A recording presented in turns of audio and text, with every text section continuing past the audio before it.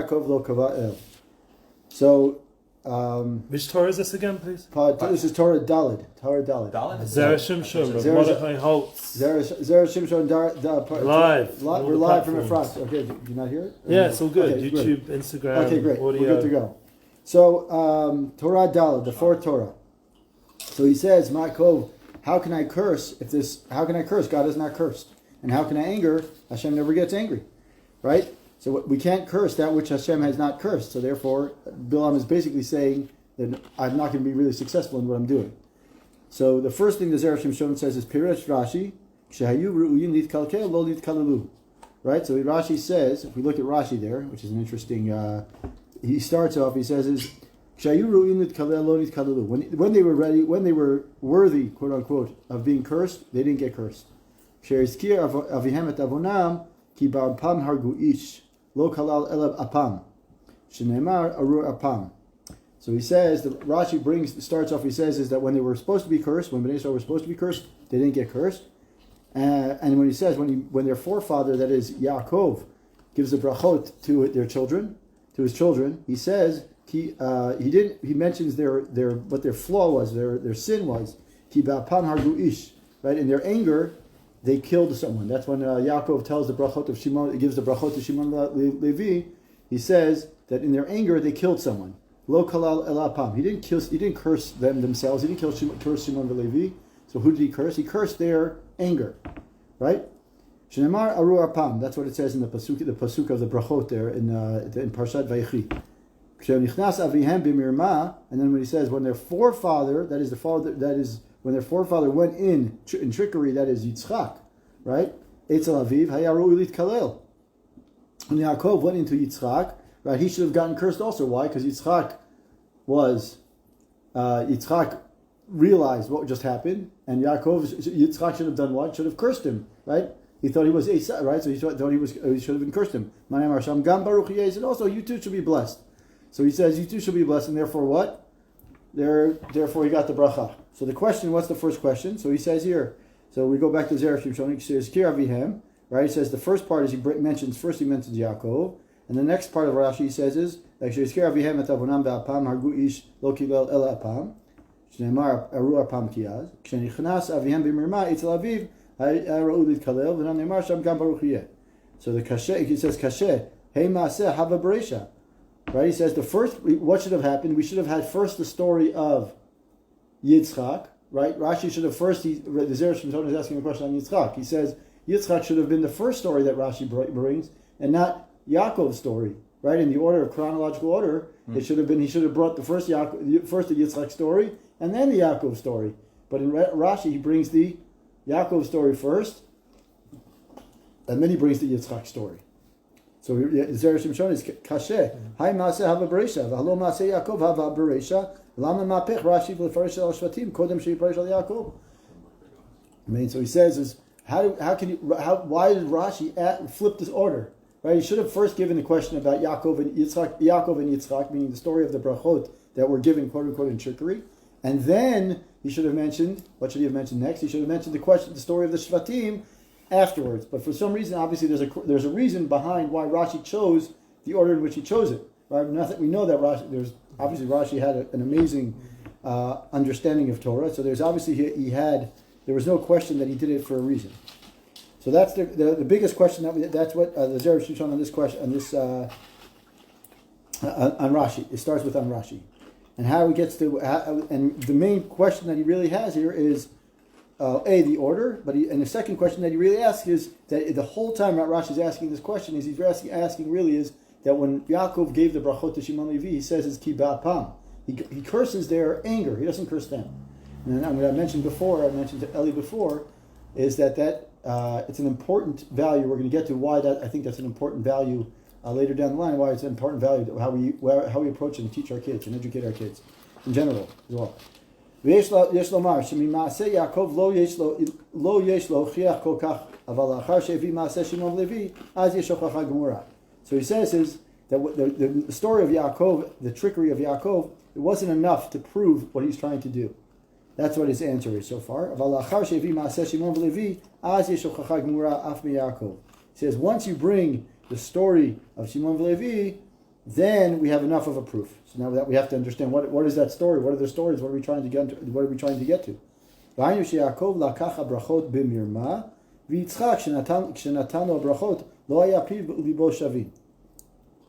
he says is that when Yaakov took the brachot from in trickery, when he took the brachot, he was right. Yitzchak shenatanu brachot lo haya piv libo shavin. Right. So what happened when let's go over the story of Yitzchak and Yaakov. That whole story. If when you go to this, when you go there, we understand that when Yitzchak was giving that bracha to who he thought it was Esav, right? This whole time he said Akol Kol Yaakov Adam Esav, but his intention was to give it to the Esav, right?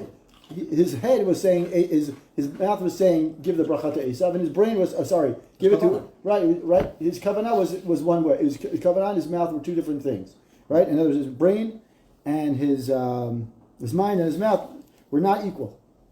Okay, it wasn't necessary. They weren't on in parallel, right? In other words, he was thinking to give them to Esav, that person standing in front of him. He thought they were Esav, and then he found out afterwards that they're going to be Yitzchak. It was actually Yaakov. So he said, "Gam baruch yeh." Okay, he too gets a bracha. Right? Right?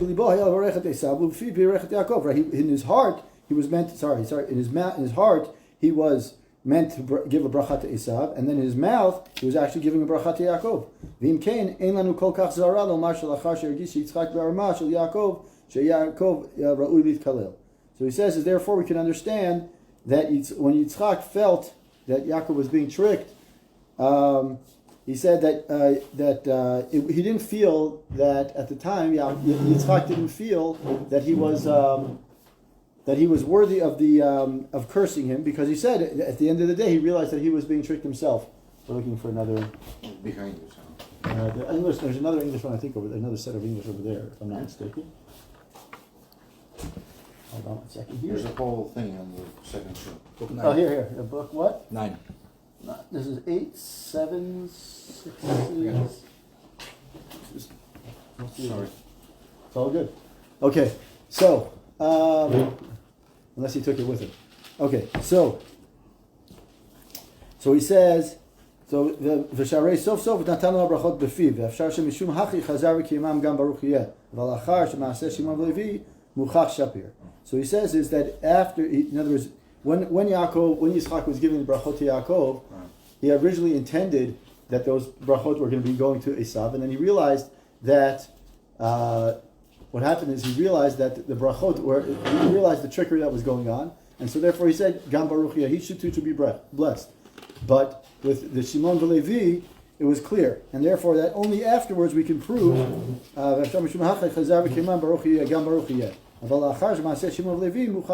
we could say that it was a better proof of Shimon v'Levi. I don't know where the other set is.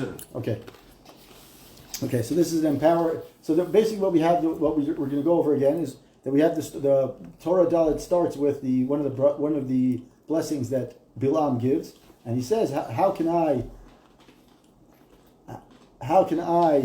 curse that which is not cursed?" And Rashi there, right on that spot, Rashi says that he brings two proofs. He says that which is worthy to curse, you can curse, but that which is not worthy, I can't curse, right? So Rashi brings a question there, and he says, when he mentions Rashi first brings the story of Shimon v'Levi, and he says at the time Yaakov was angry at them, and he curses their anger. He doesn't curse them, right? Anger. They were angry, so that you're going to understand in a second what I mean.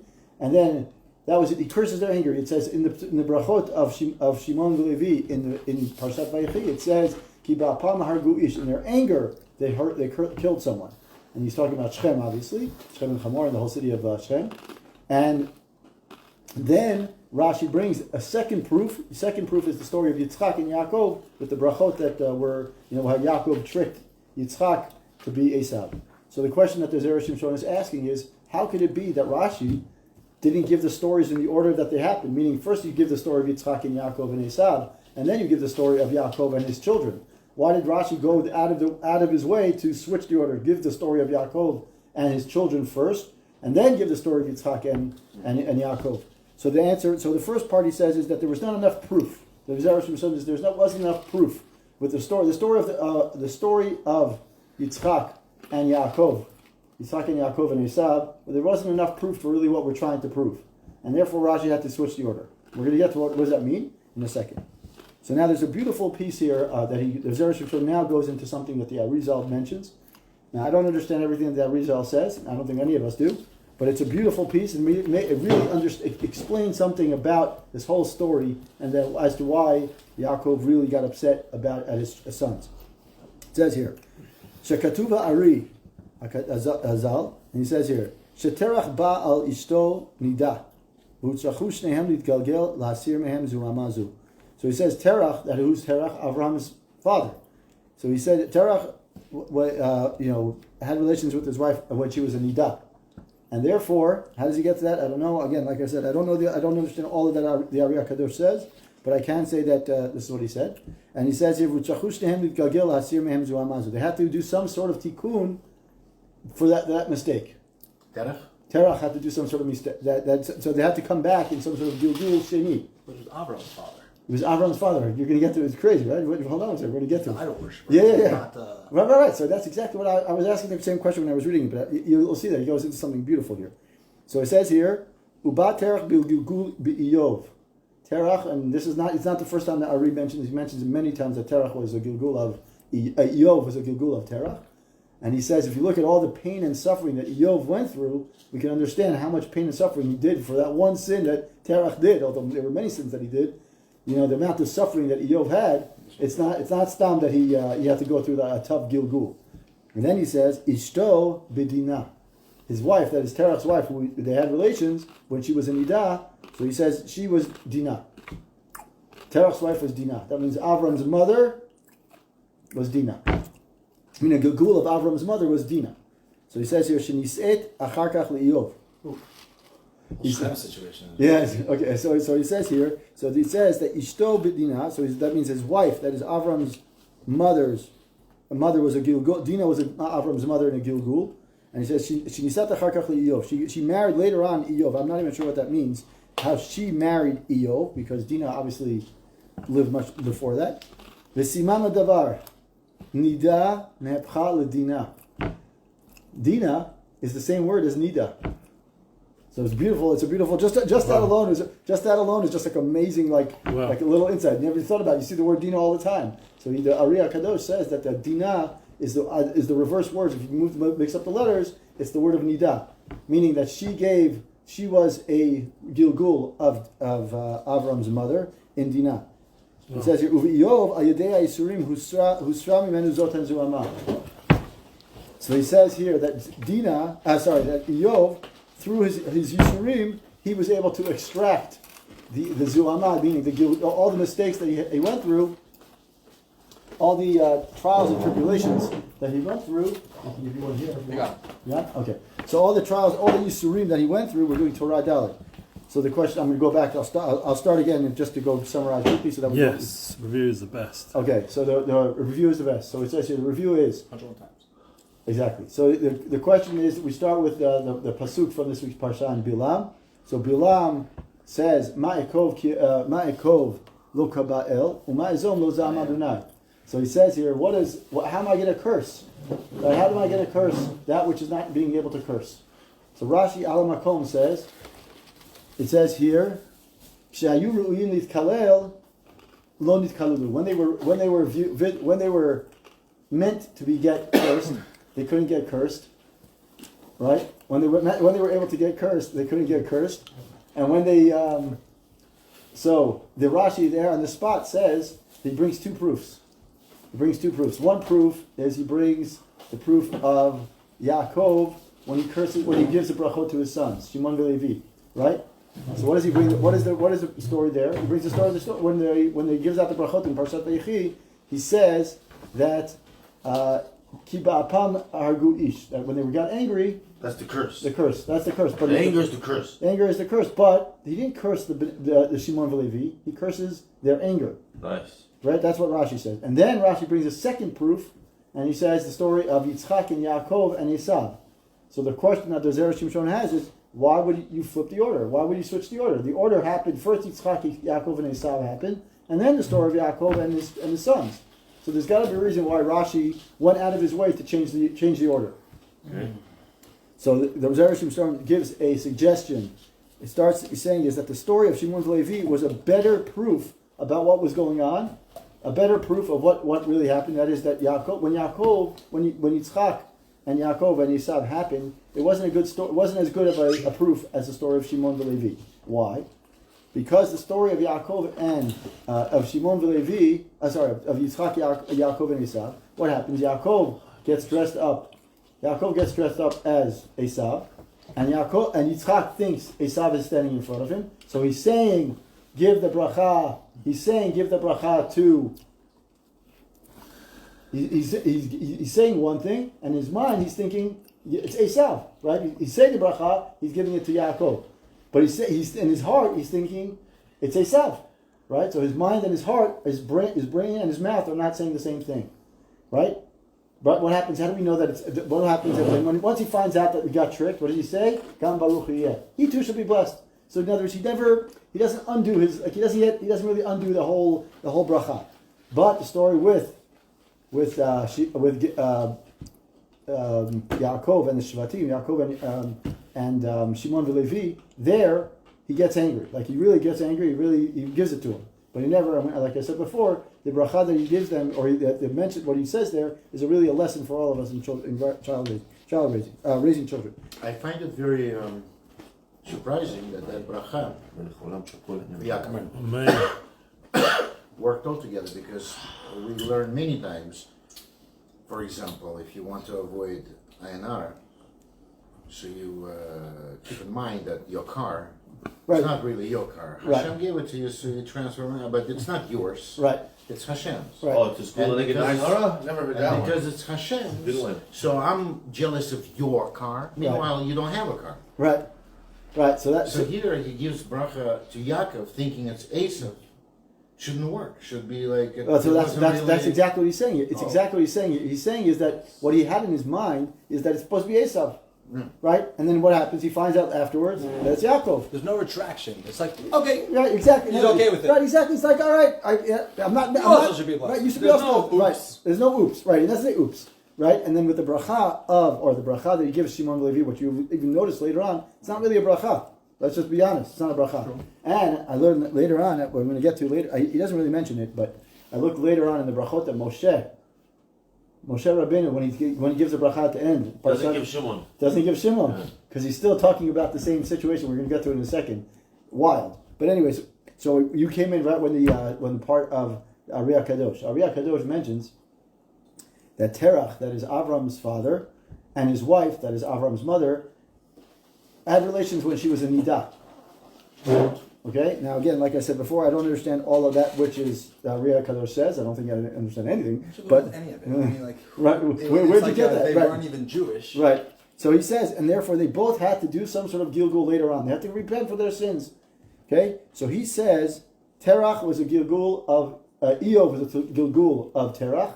Oh. And he says that his mother married Eov. Yeah, I don't know how that happened either. Exactly. It's not the same time period. Exactly. That's what I'm trying to figure out. Eov lived for many, many years. Eov. Right. Eov also lived in the time of Paro. Right? It's of Paro. Paro. He lived for many years. Right. So anyway, so you have this thing where Dina, how does Ariya Kadosh prove it? He says Dina is the lashon Nida and Dina. Right. I think that's the proof. Well, it's not the proof, but he says that's the hint, the remez.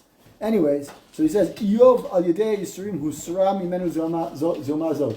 So he says that Eov, through all the trials and tribulations he went through, that is the tikkun that he did. He had to go through those crazy tribulations.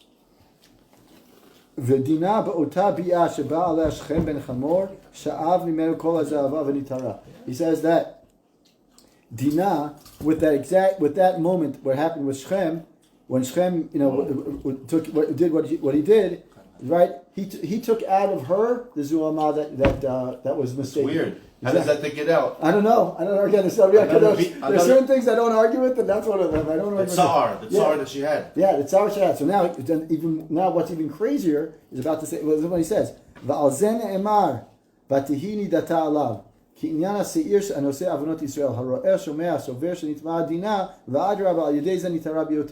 So he says, as you would think, right? You would think that, and then in Vayikra,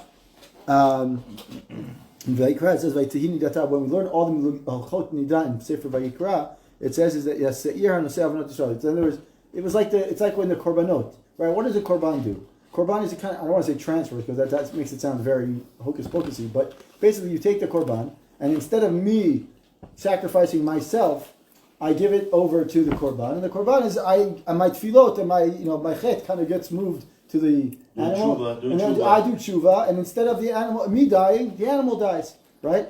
So the animal gets kind of given up to Hashem, and that's okay. So he says here that you would think, we would all think, right? What happens? We all think of the story of Dinah, and we're like, wait a minute, no one would let that go, right? We think that Shimon and Levi did something. We're like, okay, that's an honor killing, right? No, they killed the whole city. Right, okay, so hold on a second. So he's going to get to it in a second, right? So they go out guns blazing, they're ready to go, right? They go out and they're ready to go. So he says here, no. The Zera Shimshon says, no, absolutely not. She was through this, she was actually nitara, not mitma'ah, right? We all think it's mitma'ah. He says, no, he doesn't say it himself. He's saying, based on the Ari HaKadosh, he's saying that that she was actually become nitara. She was actually purified from this. Basically, she was a gilgul of Avram's mother, and through this act that happened with Shem, she was a nitara. He says, but Tihin the ta'alav, that it jumps onto him. Right, exactly. V'zehu v'Yaakov shama ki tima et nida. Okay, so it says here. I'm sorry. It's difficult. Yeah, of course. It's difficult because Dinah was Dinah also. Like, okay, she was a gilgul of Terach's wife, but she was also just Dinah, a young girl who was the daughter of Yaakov. Right. Who, what did she ever do in her life to deserve something? Okay, so that's exactly what. Because we all learned that the suffering of the tzaddikim in this world is to remove the yisurim.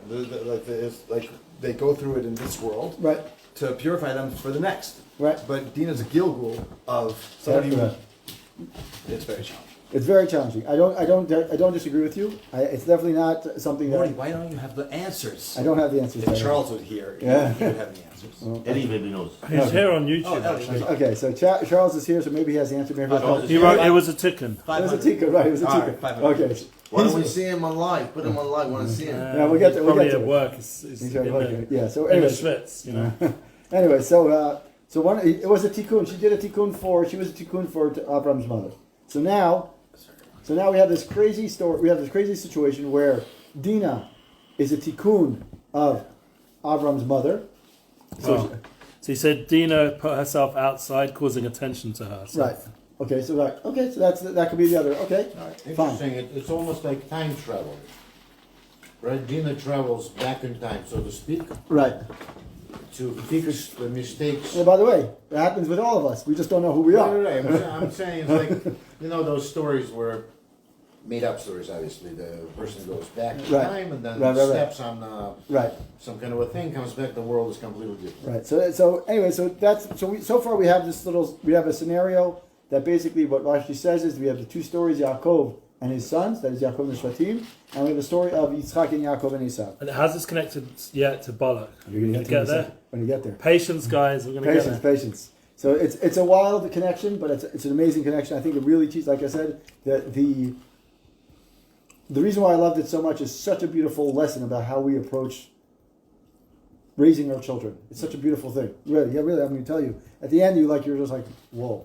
Okay? Just remember what Yaakov did when he says the bracha. You have to just remember. He says, Shimon v'achim, right? Klei chamas mechorotehem, right? We can even go to the bracha that he gives them.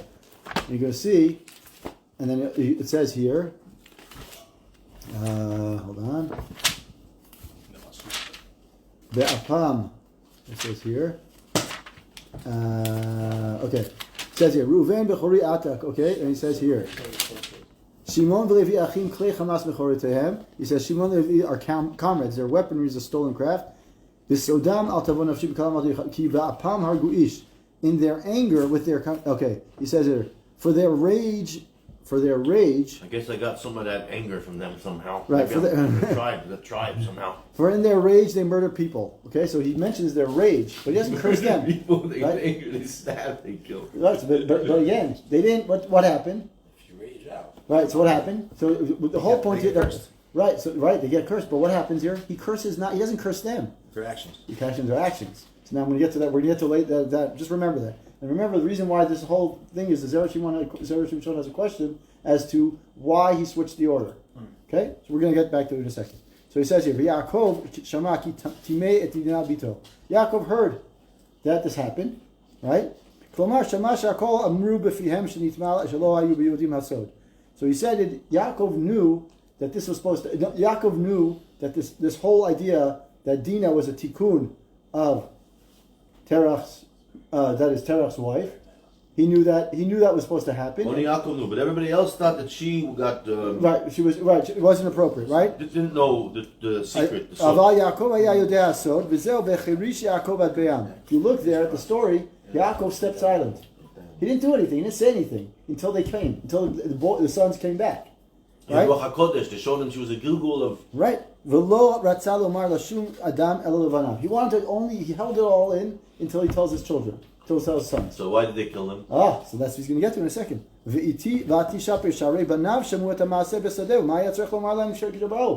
Right?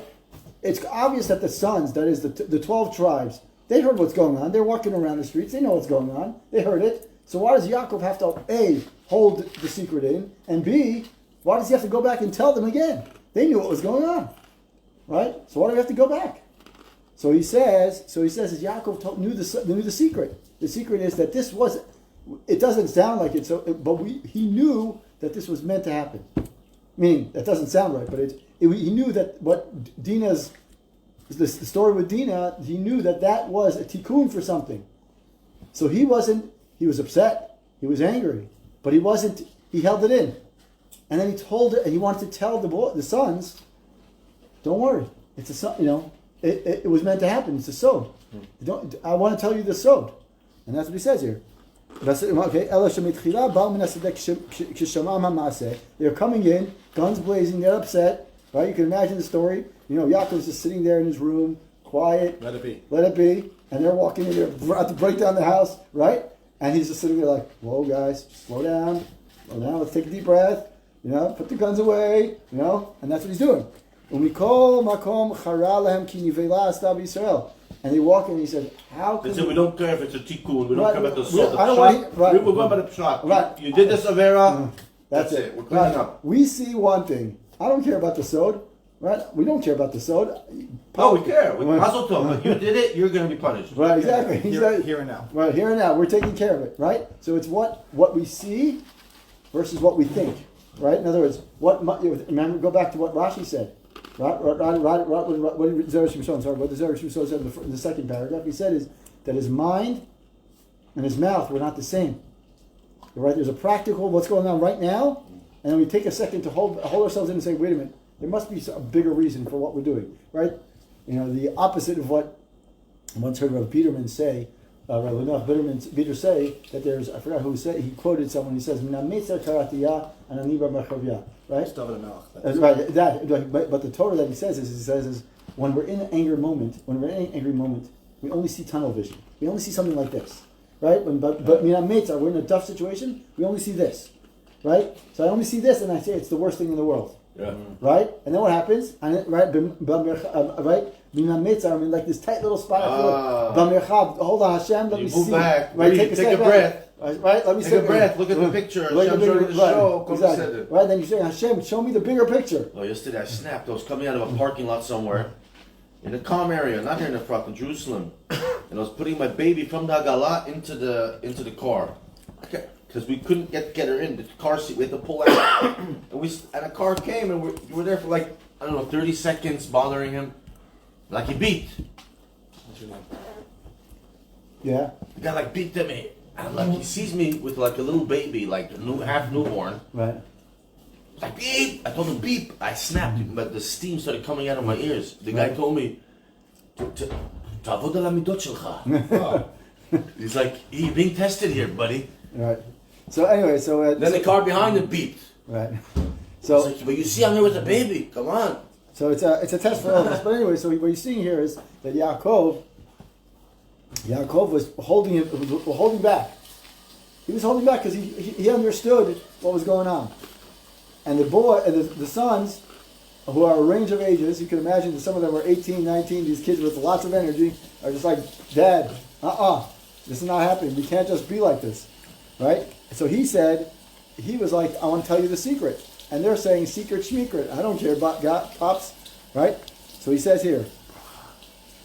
Yet Yaakov came, when the boys came, Yaakov said to them, listen, I'm going to tell you a secret.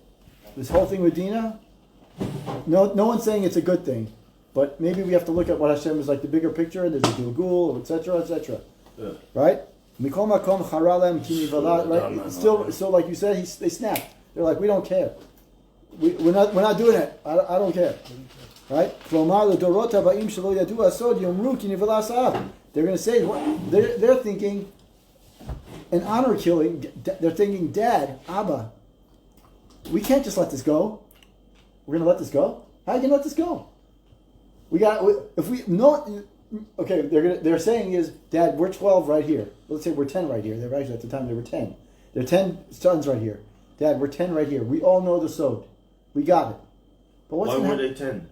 Because Yosef and Binyamin were not necessarily there yet. Why not? I don't think Binyamin was definitely not born yet. But Yosef, this is when he came after Esav. No, this is about this Dinah. It's after he left Esav. Yeah, but they say why did Dinah get punished? Because Yaakov didn't give her to. Right. It could be okay. But anyways, so they're Yosef should be there with Binyamin. Okay, so let's say they have. Okay, so even if the 12 sons are there, 12 tribes are there, right? So even so, we have a situation. They're saying, Dad, we're 12 boys here. We'll get we accept your soul. We accept your situation. You accept your explanation. But what's the next generation you can say, or the 3 generations from now, we're going to say, so Shema, they're going to be like, we don't care about what you just said. That we don't understand that. So we got to do something about it. We got to show honor killing. We got to show something. We got to make a point. Sounds reasonable. Right? That's what he says here. That's what he says here. Look, it says here, Klamar ledorot habaim shelo yedu hasod yomru kinivela asazeh Hashem. He defiled our sister. They're not going to listen to a sod. They're not going to want to even listen to it. Think about that sod. How are you going to do that? How are you going to accept that? We got to do something. We got to make a point. And Yaakov's telling them, stop, relax, take a deep breath. Right? Yaakov, by the way, it's not the first time that Yaakov, by the way, with Yaakov and Yosef, the story of Yosef, what happens when the brothers start beating up on Yosef, and Yaakov hears the story in the dream. What does he say? Yaakov, Vaviv Shamar Tadava. He holds back. He restrains himself because he says there's got to be a bigger picture. No, he knew the the dreams were coming true. Right, but he also knew. He was waiting. The Zohar says he was waiting to see when they're going to come. But he also, it's just a matter. It's Yaakov's trait that he just he waits a little bit because he says why do we say Shitenu met Yaakov? Because Yaakov understands that there's a bigger picture that we just don't understand. So he says to the boy, he's telling to his sons, just trust me on this. Trust me on the sod. The sod is going to happen. Is happening. Don't get angry. And he's saying, the boys are saying, absolutely not. We got to do something because otherwise, the next generation or 3 generations from now are going to be like Dad. They're going to be like, how could you, right? How could that happen, right? In other words, what happens? The Nedivela, but what we call honor killings, right? We call it like this honor of the family thing. That's not something that happens in those days. It didn't happen in those days. It's also not such a Jewish thing. Exactly, it's not a Jewish thing. That whole statement, that whole framework, like Arab mafia. Right, it is. The whole framework of honor killings or things like that is not a Jewish thing, right? So this whole thing was that they were influenced. But why do we need to? Okay. Why do we need to qualify it as honor killing? Because otherwise, somebody comes in, kills one of yours, but he didn't kill her. Something horrible. Yeah, so you go, you don't. But we don't. But the Jewish. But if he was Jewish, you would have to marry her and never let her out. Right. If he was Jewish, Shem and Chamor. That's what Yaakov said to them. You would have to marry her and never divorce her. Yaakov said to them, "What are we going to do? How do we get around this? How do we get around it?" Yaakov said, "Okay, you love my daughter. Let's make her all Jewish, right?" And then right. That's what he thought he was going to do. Yeah. But then what is so he comes to Shem. They actually were coming. They did the bris. They did the bris. Right. And then so Shem, but of course the brothers couldn't handle it. They couldn't handle that. They couldn't handle that the guy who did what he did to Dinah, to their sister, is standing right in front of them saying, "Okay, we're ready to do a Brit Milah." They couldn't handle it. They snapped. Okay? Question is, was Yaakov Avinu right? Were they supposed to marry in, and would there be peace with I Shem and don't know. Hamor? I don't know. Okay. So Good that- news, by the way, we can take the couples home. Oh yeah. Okay. Good. Okay. So We got a thumbs up you got a thumbs up from the boss. on the boss. Okay.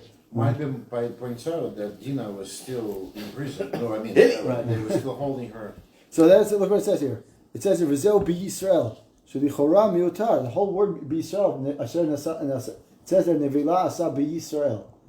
We could have just said Nevila asa. We didn't say be Yisrael. We don't need the word be Yisrael. Yisrael is extra according to Zera Shimshon.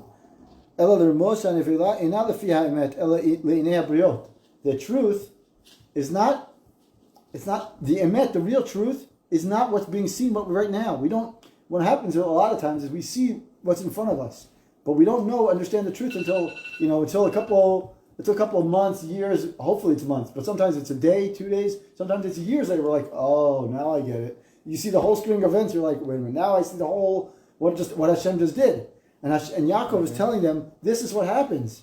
Sometimes we don't understand what's going on in front of us, but we have to understand. We have to accept what happens, and we don't have to be like charged with our anger and say use our anger first, right? Remember, this whole thing is about anger. What happened? So that's what he says here. Afal pisha yadu asod v'ha'emet she'adarab dinani tarayim kol zechara lehem ma she'omrim ha'olam.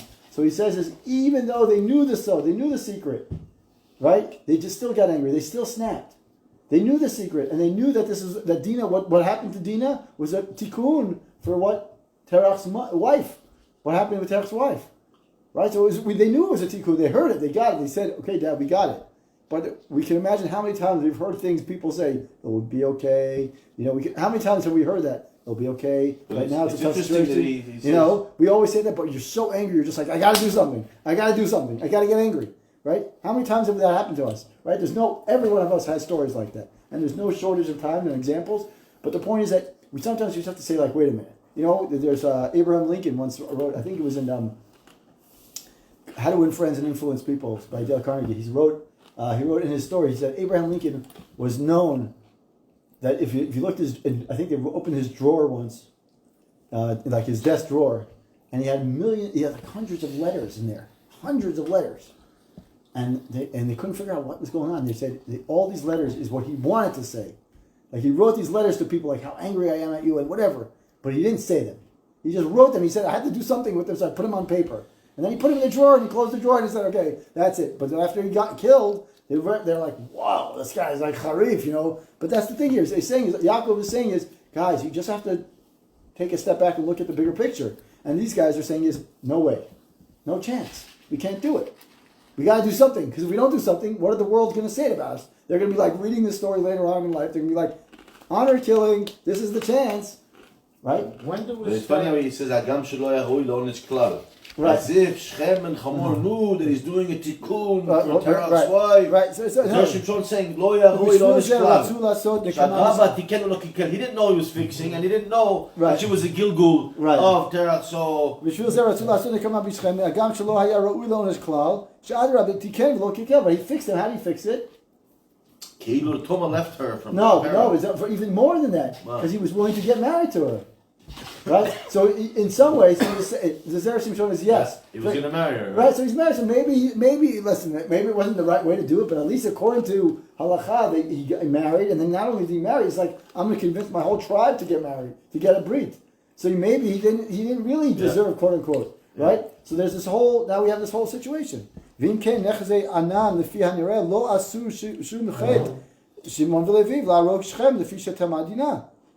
Maybe we could say is, now maybe we should look at it and say, maybe Shimon and Levi didn't really sin. Right? They did something, they were like, we got to do something. They took their anger, and they're like, no, but how could you say that? Because what reshut do they have to kill the whole city? So that's what he's going to get to it. It says is, once Yaakov tells them the secret, once Yaakov tells them, listen guys, the secret's out. I'm telling you now that there's a Gilgul, whatever the secret is, whatever we understand about the Gilgul, whatever it is, boys, calm down. There's a bigger picture that we don't understand. Take a step back. Right? So you could say is, if you didn't look at it that way, if you just look from a purely practical sense, and we apply the honor killing approach, right? We could say is, okay, then the honor killing makes sense. right? We could say that, right? But once they know the secret, they should have been like, okay. They should have held back. They should have done something. Maybe they could have, broken a glass, so they can throw something against the wall, right? But they shouldn't have done what they did, like you said. But they shouldn't have done that. Once they know the secret, and once Yaakov tells them the secret, that's it, right? There's almost okay. So he says here, אבל לפי האמת שהיו יודעים בליבם בוודאי יש להם חטא גדול, ומעתה הדבר ספק בידינו אם יש לנו ללך אחר דברים המסורים ללב או אחר מעשה, right? So we have to say is we have to look at the question even bigger, because what happens? We go back to the story of Yaakov and Esav, and with Yitzchak. What happened with Yitzchak? Yitzchak, we said is that Yitzchak's lips was blessing Esav, but his words were blessing Yaakov. Right, exactly. So he's saying is we have to understand is what in our heart what counts, or in our mouth what we actually do. Which one counts? Yeah, but here it's Shimon and Levi's heart. There it's Yitzchak. Okay. And he's not the one that's supposed to be cursed. Yaakov is the one that's supposed to be cursed. So why is he comparing the two? No, so go, ask the question again. I'm sorry. Ask it again. Is that a good question? No, you're right. He's saying because Yitzchak, because what happened with Yitzchak, right? If you think about the question again, if you think about what Yitzchak did, Yitzchak said he sees Esav in front of him, right? We don't know that. He didn't know that. He says Akol Kol Yaakov V'Adan Yidei Esav, right? So he's not sure. So he says, listen, my mouth is saying one thing, my heart is saying what's his heart saying? Esav, right? And his brain, his mouth is thinking. Maybe Yaakov, maybe Esav, but in his heart is thinking, this is Esav, this is the Bechor, right? And then what happens when he finds out that it's Yaakov, actually Yaakov? Gam Baruch Yeh. So he says is that his heart and his mind they're not aligned. Okay. So the question is, the question is now, it goes back to Shimon and Levi. But did Shimon and Levi say their heart was in the right place? Yeah, but Yaakov was supposed to be cursed at that time. And they're comparing the heart and the mouth of Yitzchak to Yaakov supposed to be cursed. To here, Shimon and Levi are supposed to be cursed from their action. So I'm saying it's not a good comparison to compare. Shimon and Levi are being cursed by Yaakov Avinu. Aru Arpam, right? No, but no, they're not being cursed. That's what I'm saying. They're being cursed by their anger. Their anger is being cursed, not them. Right, not them. But here he's bringing back the Yitzchak Avinu. But Yitzchak Avinu wasn't the one who was going to be cursed anyways with his heart and mouth. Talking about Yaakov Avinu. Right, no, Yitzchak wasn't cursing. Yitzchak was giving a bracha to Yaakov. But it's going back on Rashi that said Yaakov Avinu should have been cursed then, right? What Rashi says here, כשהזכיר אביהם את עוונם באפם הרגו איש, לא קילל אלא באפם. He didn't curse, he cursed only their anger. וכשנכנס אביהם במרפאה אצל אביו, היה ראוי להתקלל. He should have been cursed. Right. He should have been angry. But what happens? But he said also you too. I understand, but you're not understanding my point here. Maybe I don't understand. Listen a second. Someone asked, is that the situation about finding a young maiden and not betrothed? Pay the father 50 shekels, marry her, and can't divorce her. Is this with or without her consent? Shimon and Levi. The answer to that question is that according to the Torah, it's with her. After, unfortunately, when things happen without her consent, you can go back to the father and say, I pay a fine, but you have to marry her. That's what happened with Shem. We don't learn that from there, but we make a comparison with that. Now, yes. I'm saying, sorry to no, it's fine. I'm saying, the ones that maybe are supposed to be cursed for their anger, Shimon and Levi, right? And it's depending on, now he's saying, do we go by their action or by their heart? Because they knew the truth, right? But their action was that, right? Now, with Yaakov Avinu, it's different. Why? Because there it's Yitzchak Avinu. He's not the one that's supposed to be cursed. So why are you telling me about his heart or his mouth? No, but you have to give me a mashal of Yaakov Avinu's heart and mouth, not Yitzchak Avinu. So he's saying, you heard the question or no? Yeah, I got That's it. it. So he's saying the question is, so your question is right. So the question, the really what he's saying is, he's not making it Yaakov Avinu and Yaakov Avinu. We're not saying Yaakov here and Yaakov, the situation in Yaakov. Yitzchak, what was Yitzchak's intention at the time when he cursed Yaakov, or he blessed Yaakov? To bless Esau. Right. Yeah. So he's saying the intention, right? My mind and my mouth have to say the same thing. That's the situation with Yitzchak and Yaakov and Esau. And then the situation with Shimon and Levi was that their intention, maybe, could you say, quote unquote, justifies their action. Their intention was, we know the secret. But we're still going to kill them. We're going to still do it anyways because we know we're thinking generations later they're going to be like, secret nothing. I don't care about the secret. So just like by Yitzchak, Exactly. and then he said, Maybe that wasn't clear. Right. Even though, so now we want to say maybe Shimon Levi also it's good what they did. Exactly. That's exactly. That's Go it. ahead. I'm sorry Go if I ahead. wasn't clear. Go ahead. Okay, so it says, "Omnam imashanu roim sheYaakov ba lazkir avonam, kmo she'amar, b'sodam al tova ki ba'apam argui shma mina sheyesh lam avon." They did make a mistake, right? Yaakov Avinu says they made a mistake. There's no question. He reminds them of their mistake. Okay, so remember that. V'lama yesh lam avon v'fi shalchu achar dvarim shanir'im la'ayin v'adrab haya lem lilech achar dvarim hamusurim lalev. So he says is according to their what they saw is someone defiled their sister. So if someone defiled your sister, in my eyes, I'm thinking, okay, practically, I got to do something. But in their heart, they're thinking, wait a minute, Dad told us something else, right? We all know situations where I know my parent or I know someone told me not to do something in my heart, but my actions speak differently. So he's saying this is what Yaakov is telling them. Yaakov said what does Yaakov tell them in there? Yaakov says to them, I'm going to read the pasuk in English, and it says here. It says here, Shimon and Levi are comrades. They're right. They work together. Their weapon is a stonecraft. Into their conspiracy may my soul not enter. With their congregation do not join. Right? Oh my honor, for their rage they murdered people, and right, accursed is their rage, for it is intense.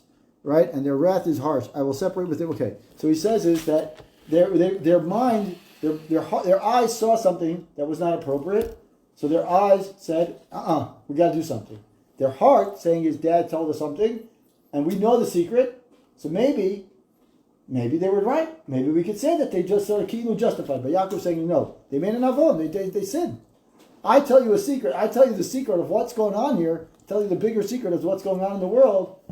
Once I tell you that secret, you guys can't take it out of and say, okay, I'm going to make a practical step about that anymore. So he says here, V'zeu shekatav Rashi, kshe'izkir avihem et avunam. Like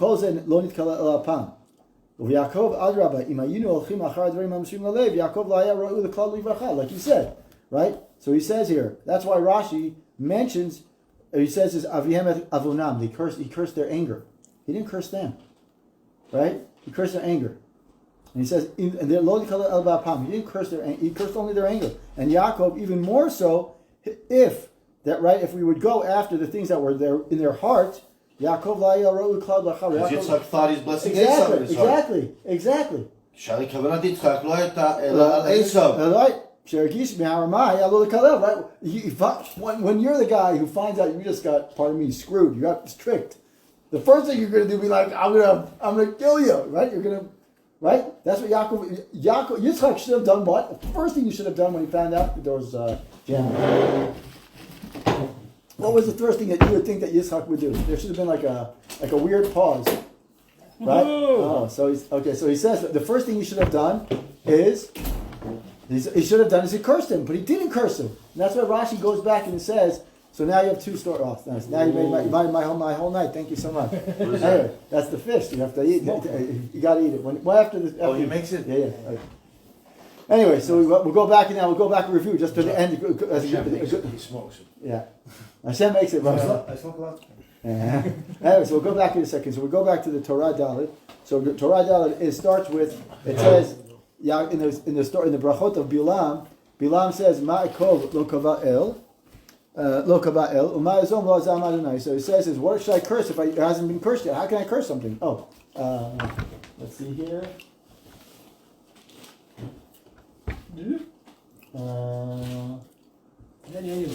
It might be up there. Might be up there on the left side there. On your right side, excuse me. Yeah. Further down. No, that's it. Okay. Is that right? No, that's too thin. That's not. Midbar? No, that's not the right. Midbar. Go more to the right. More to the right there. All the way to the next shelf. Yeah. See the Midbar there? Yeah. So Torah Dalet. So Torah Dalet starts with the bracha of Bilam. And Bilam says, how can I curse something that's not cursed? And he quotes, the Zera Shimshon quotes Rashi. And Rashi, God didn't curse it. Right, so how can I curse something if God, right? How can I curse something that God didn't curse? And then Rashi says there, because they never get cursed on even a place where it should have been cursed. That's what Rashi says. Look what it says. He says here, right, when it should have been cursed, they didn't curse anything. Someone said, I think he knew his son deserved death and is trying to buy his life. What? Is that in reference where we are? What's that? I think he knew his son deserved death and Who's tried son? to buy his life.